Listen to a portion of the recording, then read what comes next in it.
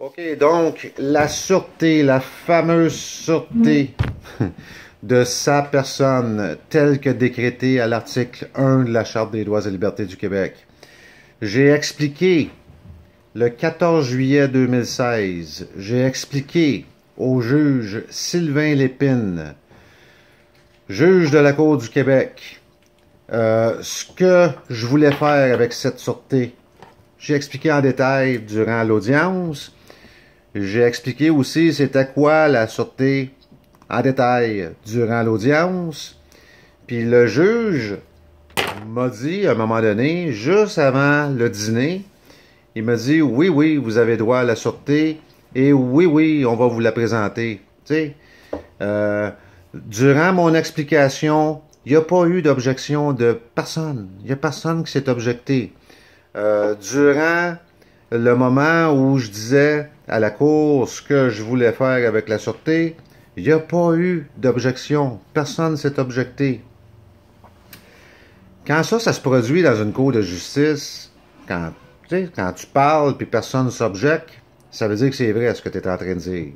Ça veut dire que ce que tu dis, ce que tu es en train de dire, c'est tout simplement la vérité. Sinon, il y aurait eu une objection, tu sais.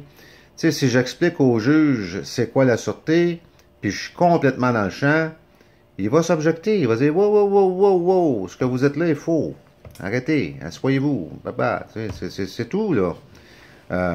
À chaque fois que j'ai fait ça en cours, je l'ai fait aussi le 10 juin 2015 devant le juge André Prévost.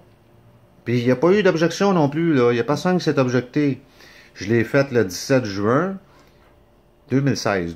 Écoutez, j'ai un petit peu de difficulté avec les dates. Puis il n'y a pas eu d'objection non plus. Au mois de juin 2016, non seulement il n'y a pas eu d'objection, mais le juge s'est organisé pour me dire que mes lettres de change, c'était pas des lettres de change.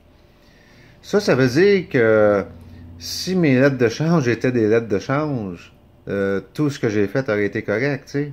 Tu sais, cette journée-là, il y a le juge, Pierre Labelle, puis l'avocat de la ville de Terrebonne avaient tous les deux le même livre dans les mains, là, à la même page, là, ouvert à la même page, là, tu sais, là.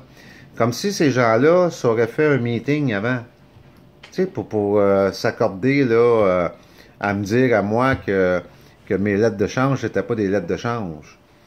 Le juge, il a jamais vu ces lettres de change-là, en plus, là, tu sais, là. Le juge me dit que mes lettres de change n'étaient pas des lettres de change, puis il les a jamais vues. Essayez de figurer ça un peu, là. Ces gens-là ont compris que la seule méthode de se débarrasser de moi, cette journée-là, puis la seule méthode qui pouvait radier ce privilège légal-là que j'avais enregistré sur la ville de Terrebonne de 4 millions de dollars, c'était de s'accorder ensemble pour dire que mes lettres de change n'étaient pas des lettres de change. Mais ni l'avocat de la ville de Terrebonne et ni le juge les a vus. Ils n'ont pas vu ces lettres de change-là jamais de leur vie. C'est malade, là. Ah non, je veux pas aller là, là. Moi, ce que je veux vous dire présentement, c'est que mon interprétation de la sûreté de la personne telle que décrétée à l'article 1 de la Charte des droits et libertés du Québec, il n'y a jamais personne qui s'est objecté à cette interprétation-là, ni par écrit, ni verbalement. Fait que, tu sais, à un moment donné, il faut se rendre à l'évidence que mon interprétation est correcte. Cette fameuse sûreté-là, telle que décrétée à l'article 1 de la Charte des droits et libertés du Québec, décrétée par Sa Majesté et de l'avis et du consentement de l'Assemblée nationale du Québec, sert à décharger des dettes et ou des charges publiques qui seraient adressées à ma personne dont je n'ai pas l'intention d'acheter et ou de racheter. C'est tout. Autrement dit, ça me met dans une situation où j'ai pas besoin d'être un esclave. Ça me met dans une situation où si si les fiduciaires publics qui sont en place présentement dans cette grande fiducie qui est le gouvernement du Québec déraille, ou se met à faire de la corruption, ou se met à nous voler, ou se met à raconter des menteries, ou se met à abuser d'un pouvoir qu'ils n'ont pas, ou se met à abuser de notre confiance, ou se mettre à être hostile envers le peuple, ben je suis assuré contre ça. J'ai une assurance contre ça. Cette assurance-là s'appelle la sûreté de sa personne. Ça veut dire que ça me donne le pouvoir, ça me confère le pouvoir de dire non. Je ne veux plus acheter votre crise de bullshit. Je suis écœuré de me faire voler. Donc, au lieu de racheter et ou acheter ces dettes-là que vous présentez à ma personne, je vais utiliser la sûreté de ma personne pour qu'elle puisse les décharger, ces dettes-là, parce que je suis écœuré de me faire voler. C'est à ça que ça sert. C'est ce que René Lévesque nous a légué en héritage. Il s'est organisé pour que nous, le peuple du Québec, on soit libres. On soit des hommes et des femmes libres. Qu'on puisse dire, si ça déraille, non, hostie, je veux plus racheter, je suis écœuré de me faire voler. Puis c'est là qu'on est rendu, là. Une dette de 265 milliards, ça n'a même pas d'hostie de bon sens.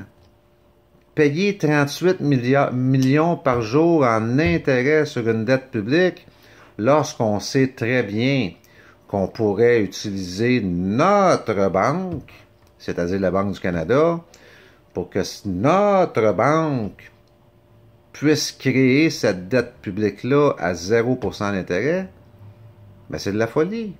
C'est tout simplement de la folie. C'est du vol.